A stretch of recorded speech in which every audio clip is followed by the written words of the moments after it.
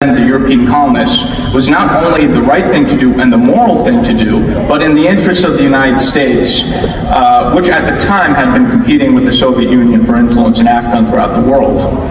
Similarly, in this new age of great power competition, the United States has an obligation to support the new African independence movements of the 21st century and put an end to the legacy of neocolonialism in Africa.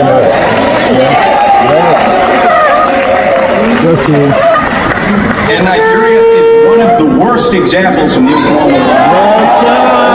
You said it all. You said it all. You said it all.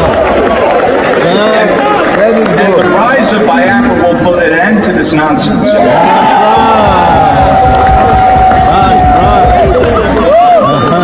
As the Biafran government lobbyist in Washington, D.C., I've taken the Biafran message, or we could even say the Biafran gospel, to the highest levels. We have spoken to the Congress. We have spoken to the White House. We have spoken to the think tanks and the decision makers in Washington. As the finance minister said, we have met with and presented the Biafra Charter to the Speaker of the House of Representatives, Mike Johnson, the third highest level official in the United States government. And we've met with many members of Congress. The results have been overwhelmingly positive.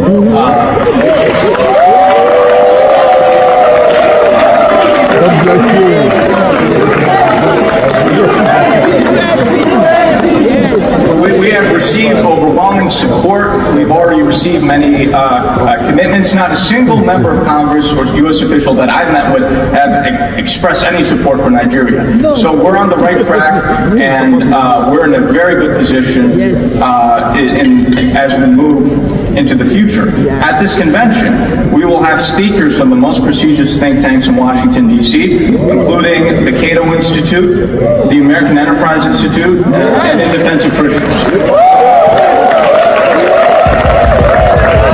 They have been under a brutal dictatorship since that time and have not had their freedom. And President Badarai wants to bring freedom and democracy to his people, and it's been an honor to represent his cause in Washington, and he is very strongly supported by our government over the current dictatorship in Eritrea. So his recognition by Biafra is very significant.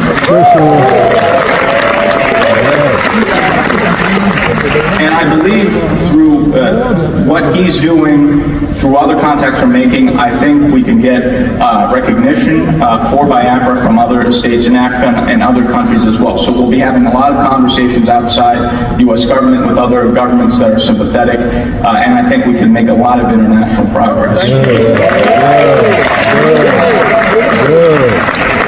More wheels on the ground. Biafra's struggle for independence is a sublime one, in which the lands of its indigenous people can finally take control of their own destiny. Thank you.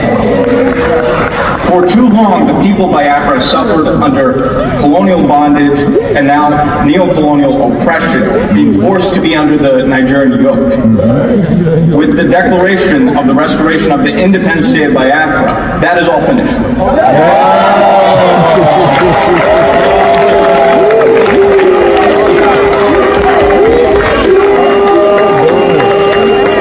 Fire on the mountain.